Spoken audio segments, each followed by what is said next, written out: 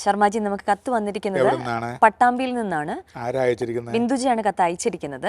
Programme സ്ഥിരമായി കാണാറുണ്ടെന്ന് പറഞ്ഞിട്ടുണ്ട്, നല്ലൊരു വഴികാട്ടിയാണെന്ന് പറഞ്ഞിട്ടുണ്ട്. ഒരുപാട് സന്തോഷം. പറഞ്ഞിരിക്കുന്നത്, ഞാൻ സർക്കാർ സർവീസിലാണ് ഇപ്പോൾ വർക്ക് ചെയ്യുന്നത്, അസിസ്റ്റന്റ് എഞ്ചിനീയർ ആയിട്ട്. ജോലിയിൽ നിരന്തരമായ പ്രശ്നങ്ങൾ നേരിടുന്നു. ഇപ്പോൾ ഒരു തെറ്റും ചെയ്യാതെ എനിക്ക് സസ്പെൻഷൻ കിട്ടി. എന്താണ് ഇതിനുള്ള കാരണം? എനിക്ക് സമയദോഷം കൊണ്ടാണോ എന്നാണ് ചോദിച്ചിരിക്കുന്നത് ബിന്ദുജ. സമയത്തിൻ്റെ ദോഷം തന്നെയാണ്, യാതൊരു തർക്കവുമില്ല. ഉത്രട്ടാതി നക്ഷത്രമാണ്. ദശാകാലങ്ങളും ഇപ്പം ദോഷമാണ്. ചാരവശാലുള്ള വ്യാജഗ്രഹം ദോഷസ്ഥാനത്ത്. ഏഴരശനിയുടെ കാലഘട്ടം, ജന്മശനിയിലേക്ക് ഏഴരശനി എത്തുന്ന കാലം. വ്യാഴം 3-ാം ഭാവത്തിലും കണ്ടകസ്ഥാനത്തേക്കും കണ്ടക കേന്ദ്രസ്ഥാനത്തേക്കും വരുന്ന സമയം.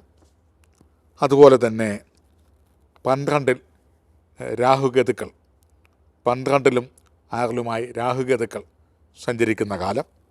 പൊതുവെ മാനക്ഷതം, അപവാദം, ആരോപണം, അപഖ്യാതി, ജോലിയിൽ സസ്പെൻഷൻ അല്ലെങ്കിൽ ഡിസ്മിസ് അല്ലെങ്കിൽ പനിഷ്മെൻറ്റ് ട്രാൻസ്ഫർ, അതല്ലെങ്കിൽ മേലധികാരികളുടെ അപ്രീതിയാൽ ഏതെങ്കിലും റെഡ് മാർക്കുകൾ, ഇതെന്തെങ്കിലുമൊക്കെ വരേണ്ട ഒരു കാലഘട്ടമാണ്.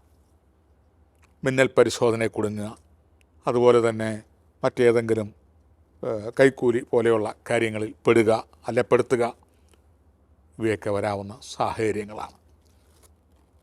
ഏഴരശനിയും വ്യാഴം 3-ലും 4-ലുമായി നിൽക്കുന്ന കാലവും, അതുപോലെ തന്നെ 12-ൽ സർപ്പവും ഒക്കെ പ്രവേശിക്കുന്ന ഈ കാലഘട്ടത്തിൽ മനസ്സറിയാത്ത കാര്യത്തിന് കച്ചേരി കയറാനും കോടതി കയറാനും ഇരപ്പാളകളായി ഭവിക്കുവാനും മാനക്ഷതം വരുവാനും മരണഭയാദികൾ ഉണ്ടാകുവാനും അഭിമാനക്ഷതങ്ങൾ സംഭവിക്കാനുമുള്ള സാധ്യതകൾ ആണ് കാണുന്നത്.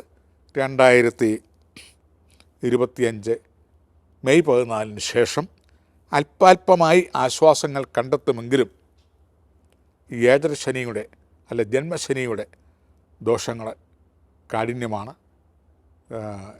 ഒരു 2.5 കൊല്ലത്തേക്ക് ഏറ്റവും അധികം സൂക്ഷിക്കേണ്ട കാലഘട്ടമാണ്.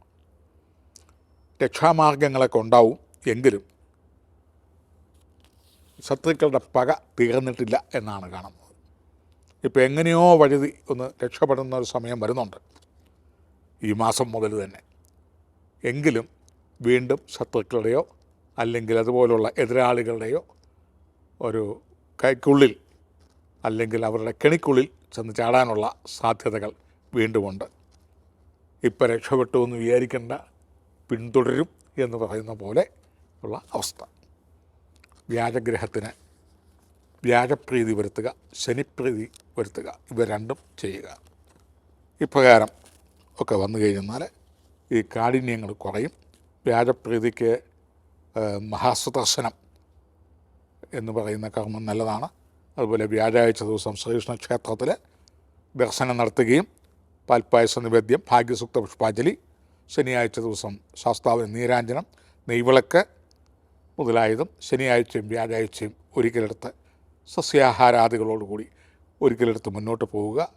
അർഹിക്കുന്ന ദാനധർമാനുഷ്ഠാനങ്ങളൊക്കെ ചെയ്യുക. കാഠിന്യങ്ങൾ കുറഞ്ഞു കിട്ടും. അടുത്ത 2-2.5 വർഷത്തേക്കിന് എന്തായിരുന്നാലും ശത്രു ഉപദ്രവങ്ങൾ പ്രതീക്ഷിക്കണം.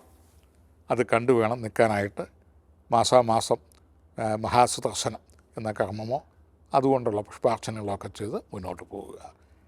തട്ടുകളൊക്കെ മാറി വീണ്ടും ജോലിയിലെ പ്രശ്നങ്ങളൊക്കെ തീർന്നു എന്ന് കണ്ടാൽ വീണ്ടും ദേവാമൃതത്തിലോട്ട് കത്തയക്കുക.